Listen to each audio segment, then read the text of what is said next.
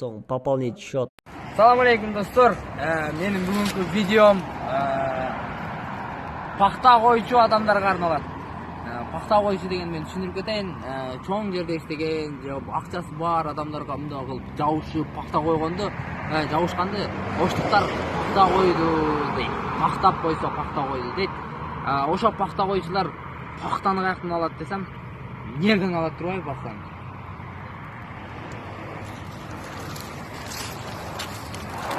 Мында бір екі пахта алайын бүгін.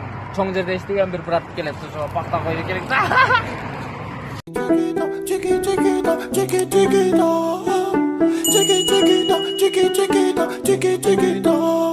Elle a le regard qui tue, qui tord, cheveux longs comme